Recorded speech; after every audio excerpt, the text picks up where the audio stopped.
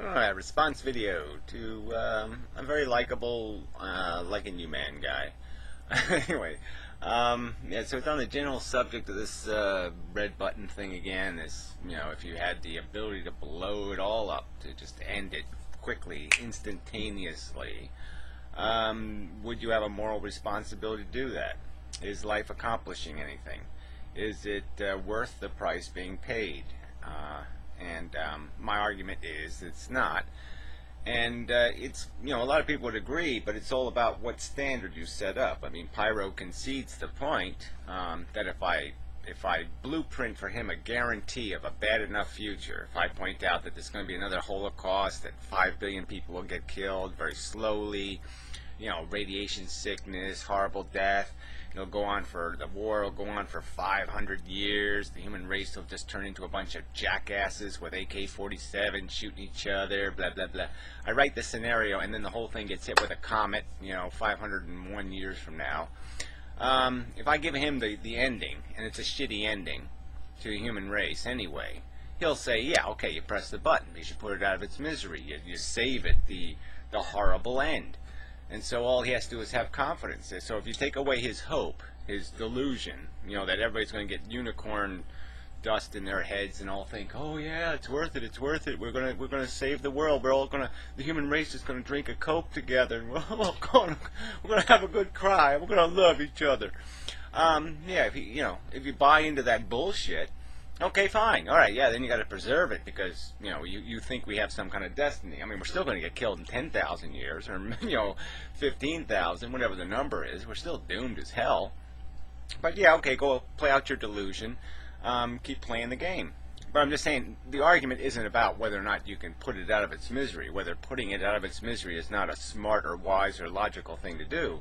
The argument is it to that point yet? Is it terminally ill? Is it past the point of no return? Is this puppy that sick? Yeah, I'll argue it is. All through history it's been too sick. The Holocaust wasn't worth it. None of it was worth it. The misery and the suffering piled up on one side, the little Super Bowl rings piled up on the other side, and the Twinkies. Yeah, no way. No fucking way. Can you put an equal sign there, or can you put anything where the scales balance? It's just bullshit. And you can disagree, and that's fine, but I'm just saying I'm not doing something hideous. I'm not saying, oh yeah, I want to just kill the human race for the sake of killing it. No, I'm going to kill it because it's stupid. I would kill it because it's dumb, because it's not accomplishing anything. It's creating a huge, giant liability, big, fat, red numbers of suffering for silly, superficial, trivial gains. So anyway, I should get to this guy's video. So this might be 2 parts. Second part on the website. Blah, blah, blah, blah, blah, blah. Link below if necessary and all that crap. Alright, well, I'm going to play the second half of his video. The first half was just kind of a up-to-speedy thing. And yeah, he talks fast and good, but it's kind of redundant and samey. He says the same kind of things over and over again like it all doesn't matter. And it does matter. I mean, you can't keep playing this. Well, anyway, I'll get to that. And it's kind of meaningless too. Now, another thing I want to say, and I don't want to be rude to you, but if you're so hung up about eliminating suffering, as you obviously seem to be, then why don't you just end it all? Because if... See, I've explained this so many fucking times, and it's like, how many of my videos did you watch? 4? I mean, fuck. I don't win, okay? Me is not the game, alright? I'm worried about tomorrow. I'm worried about the next guy. Gary-san Hochiman. Inmendham-san, who's going to be born in China or something, or he's going to be born in Bangladesh, or he's going to be born in Mexico, Gario. And, yeah, he's going to arrive here on Earth just the same way I arrived. All of a sudden, you're just going to be here, and he's going to be saying, holy shit, how the fuck did I get here? Yes, only it won't be me, but it's the same thing. It's the same goddamn blueprint. He's going to have similar circumstances and similar life experience. And it's going to be close enough for me to say, I have empathy for that person. And that person's going to be making the same arguments. He's going to be sitting there arguing with people saying, life is really dumb and stupid, and what a fucking goddamn shithole this is, and why do we put up with these liars and cheaters all over the fucking place? This sucks. Yeah, and so he's going to spend a life living like that. And, he'll get caught up he'll get himself a cat or something, they'll worry about the cat, and he'll say, well, I can't kill myself today because I got a cat here to worry about. Who's going to feed the fucking cat? Or whatever the circumstances. But look, there's no freedom in killing myself. I just have to do it again tomorrow. And then again the day after that, and again the day after that, and again the day after that. I don't win if Frankenstein's still alive. Alright? I mean, I really don't. So you're just not getting it. It's the sickness that's got to die. It's the disease that's got to die. Killing me isn't going to kill the disease. You just ain't getting it. You die, there's going to be no one else around to bother you anymore. Because once you're gone, the universe shuts itself down for you. I'd never try and talk you out of death. Yeah, right. It just keeps rolling for the guy in the Chinese coal mine. And it keeps rolling for the raccoon that just got hit by a car and is half alive now and is crawling to, it's the next 2 days while it dies. Yeah, all this other shit is still fucking alive, goddammit. So how does consciousness win when I'm dead? How have I saved it? How have I stopped that suffering? I haven't done a damn thing to stop any suffering whatsoever. If I'm dead, if I'm alive, at least I can try to get some fucking slut to fucking cork her goddamn vagina so no fucking babies pop out. Because I find that sort of talk patronising. Like you said in your videos, I'm not going to give you all this pep talk where you're just going to be pumped with chemicals and then shoved back into this cult. Because I think that's a good analogy. It almost is a cult, isn't it? Yeah, it almost is a cult. Yeah, the heroin cult. Right on. But I think it's selfish of you to try and take away people's ability to experience happiness just because. Well, that's not it. But you're going to say experience happiness just because. Well, see, you've got to tie the price tag. You got to tie the price to the product. You don't get any free VCRs. You don't get any free Maseratis in the world. You're saying, oh, don't crush the goddamn all the cars because it's Maserati or whatever, and you're just taking away from it the price. Okay, you're taking away from the happy donut bullshit you're talking, the happy bag of potato chips or whatever, the happy I sat and had a nice big shit and I really enjoyed it. And you're just taking away, you're just ignoring that there's a price for that.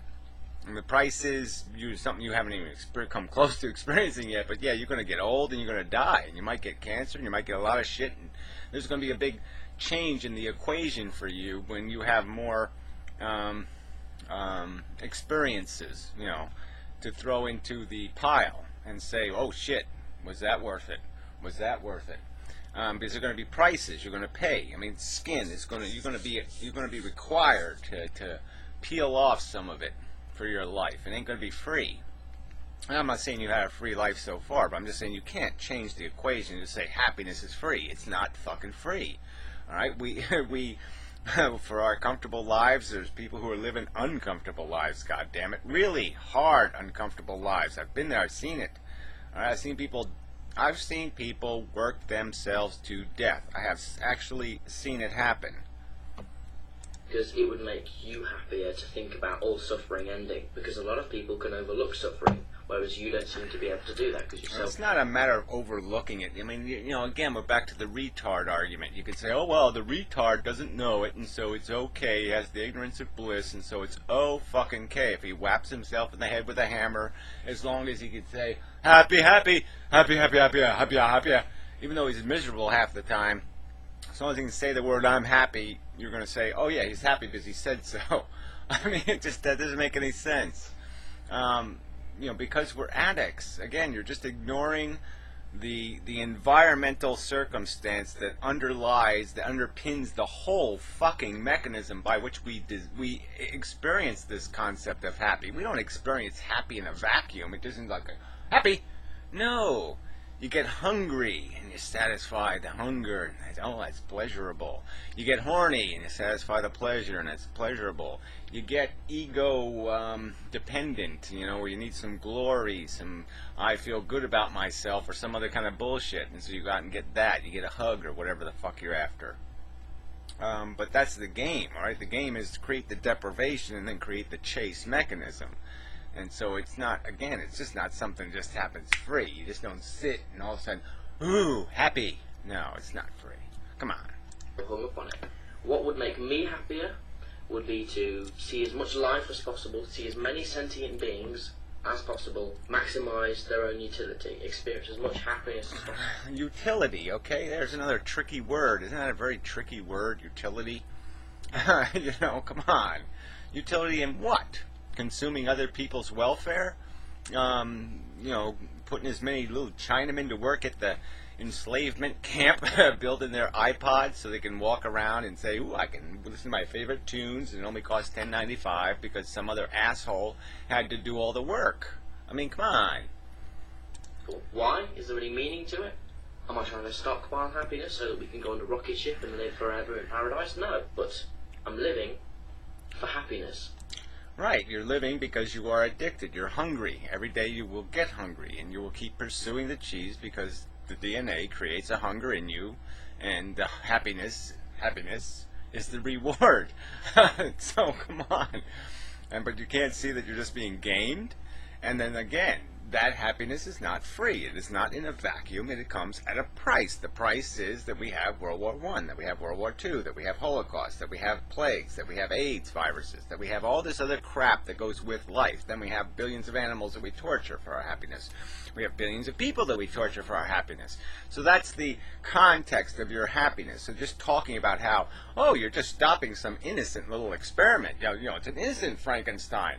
It's never killed anybody. It never stepped on anything. It never did anything negative. It's just Frankenstein just sitting there on a couch, you know, smoking a cigarette and just being a nice, pleasant person. That's not fucking Frankenstein. Frankenstein is out there strangling shit and torturing shit and ripping its guts out and chewing it and eating it and shit. That's the Frankenstein that we are. Our happiness comes at a fucking price. And you can't just keep talking like there's no fucking price. Happiness for the sake of happiness. You, however, seem to just want to wipe everything out because suffering is a little bit difficult. Well, I think that... Well, that's just, you know, let's trivialize it now, right? I mean, come on. Suffering is a little bit difficult? Man. I mean, that's a preposterous understatement. You know, that's almost... It's not insulting to suffering. It's just, it is past. I mean, it's past insulting. I mean, whatever is past insulting... That's just disgusting. I mean, go tell that French woman with the tumors and the eyes popping out of her fucking head about this little, oh, you're just a little unhappy. It's no big deal. He's very selfish because, like I said earlier, there's an infinite amount of creatures that could have existed, but... Oh, what a silly... There's an infinite number of creatures that could have existed and had fucking cancer. So what the fuck is this conversation? It doesn't go anywhere. You cannot sit there and just pretend that there's this infinite supply of happiness and it doesn't cost anything, that you can have it for fucking free. Where is an example of that? Show me one life where it was the happiness was free. Okay, there was no hard birth, there was no hard life, and there was no hard death. It was all fucking easy. Show me that. Don't exist. An infinite amount of creatures that were never given the chance to open their eyes and experience the universe and feel that. And eat their first fucking cow burger and and then exploit their first Chinaman. And I mean, you go right down the fucking list. Run over their first family of squirrels or whatever the fuck it is. Happiness. Now, of course, yes, you could say, well, are you trying to advocate that we should all have sex as much as possible and have as many babies as possible and put people at risk of suffering and suffering and suffering? Well, I'm saying we should perhaps... Well, why should you be rolling the dice anyway with anybody else's welfare but your own? Why should you have a right to roll dice with some other consciousness's welfare? Why is their welfare your welfare? Why do you even have this power in the first place? And if you're going to have the power, don't you think you have a huge responsibility to be aware of the calculation? To be damn sure that if you're going to ride on somebody else's back, if you're going to use them as a fucking bridge... that you have a responsibility to damn well make a rational argument explaining why it's a risk worth taking, that, oh yeah, I deserve to have a kid, my kid needs to exist, I will take the risk that he'll come out to be the elephant man and have a lousy, rotten, crappy, shitty, miserable fucking life. Why should you be allowed to take that risk? Why is your calculation of their welfare appropriate? I mean, you really don't have that right. So yeah, on to part 2 on Blip, I guess. No real choice here, out of time.